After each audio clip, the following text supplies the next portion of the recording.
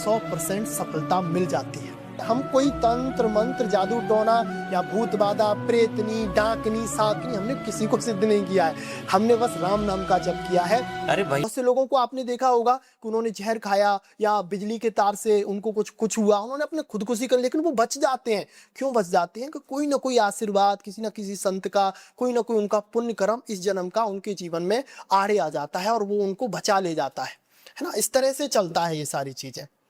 आपने अपने जीवन में ऐसा कौन सा चमत्कार देखा जिससे आपका जीवन बदल गया और असंभव को संभव बना दिया? देखो मेन चीज क्या है कि वो कहते हैं ना, जब तक खुद पर नहीं बीतती है तब तक आप तो ना भगवान को समझोगे ना कुछ। ऐसा ही हमारे साथ हुआ था, क्योंकि वो कहते हैं ना, दुख में सुमिरन सब करें, सुख में करे ना कोई, जो सुख में सुमिरन करें तो दुख काहे को होए।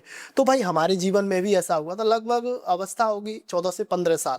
तो हम भी राम नाम का जाप वगैरह कुछ नहीं, अपना जो बच्चे की जो एज होती है उसकी जो बुद्धि होती है उस हिसाब से कार्य करता है। लेकिन हमारे साथ में कुछ ऐसी घटना घटित हुई हमारे परिवार में, या कुछ भी समझ, उसे हम ओपन नहीं करना चाहेंगे यहाँ पे, तो उससे फिर हमारा पूरा जीवन बदल गया। अब आप इसे ये समझ लीजिए कि हो सकता है कि हमारा 15 साल तक जो जीवन था वो पहले हमने ना भजन किया होगा, ना पूजा पाठ किया होगा, ना साधना की होगी, तो हम राम नाम से या ना उनसे दूर रहे। लेकिन जैसे ही हमारा प्रारब्ध आया, पिछले जन्म का पुण्य आया, तो एकदम बदलाव हुआ। बदलाव कैसे हुआ कि हमारे घर में कुछ ऐसी परिस्थिति आई जिससे हमारा रुझान जो है श्री मेहंदीपुर वाला जी आप जानते होंगे, उनकी तरफ हुआ।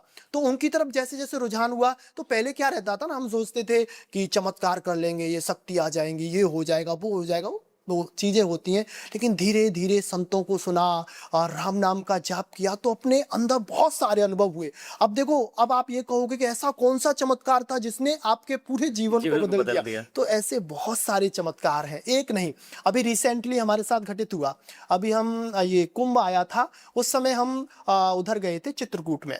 तो वहां पर जैसे वहां पे अनसुईया माता का आश्रम है, वहां पर हम गए। तो वहां पे ना जानते हुए हम जल में, यानी कि वहां पे जो नदी है मंदाकिनी जी, उसमें अंदर चले गए, डूबने लग गए थे। बहुत ज्यादा, मतलब ये लग रहा था कि आज खत्म ही हो जाएंगे। लेकिन जैसे ही गुरुजी को याद किया, जैसे ही राम नाम का जाप किया, तो एक व्यक्ति आया, उसने हमको बचाया। और इस तरह से बचाया कि चमत्कारिक रूप से। मान के चलो, हम जब तक सांसारिक लोगों को बुला रहे थे ना, जैसे हमारे दोस्त थे, भाई तू बचा ले, तू बचा ले, तू बचा ले, कोई बचाने नहीं आया। लेकिन जैसे ही लगा कि अब कोई नहीं बचाएगा, भगवान अब तो तू बचा ले, कैसे भी कर, तो एकदम हमारे पास में एक रस्सी टाइप किया, उसको पकड़ के फिर हमको बचाया गया। और बहुत सारी घटना, अभी हम मेहंदीपुर बालाजी गए थे, बस पलट गई थी पूरी, और उसमें किसी को कुछ नहीं हुआ। ये मतलब राम नाम की तो ये मत पूछो कि चमत्कार कितने, ये कहो कि क्या नहीं हो सकता है। भाई आप करके देखो, जब आप करोगे ना तब आप खुद अनुभव करोगे इस चीज को, है ना।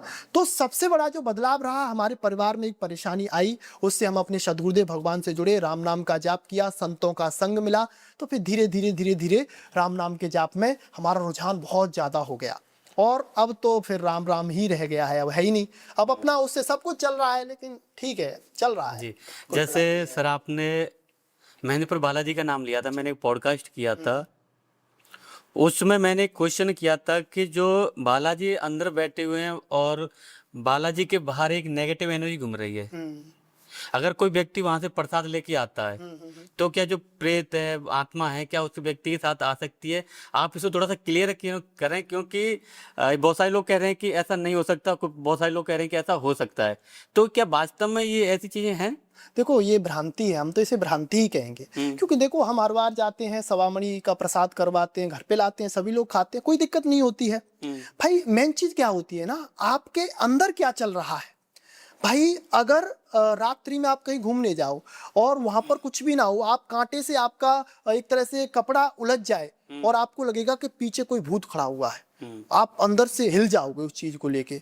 लेकिन जब आप उसे देखोगे तो आप उससे बाहर निकलोगे। लेकिन ऐसा होता नहीं है। हाँ ये है कि पहले बहुत सारे लोगों के साथ कभी कभी ऐसी घटनाएं घटित हुई हैं, लेकिन हम अपने अनुभव से बताएं कि हम प्रसाद भी लाते हैं, खाते भी हैं, घर पे भी रखते हैं, ऐसा कुछ नहीं होता है। देखो वहां पर जो एनर्जी होती है, जो नेगेटिविटी है, जो प्रेतराज सरकार की जो हनुमान जी महाराज उन पे पेशियां पड़ रही हैं, तो वो वहीं तक सीमित होती हैं। अब जैसे बहुत सारे लोग तो ऐसे कहते हैं कि आप वहां से आओ तो किसी से ये मत कहो कि आप हमारे साथ चलो, वहां से बहुत सारी शक्तियां साथ में आ जाती हैं, ऐसा भी बोलते हैं।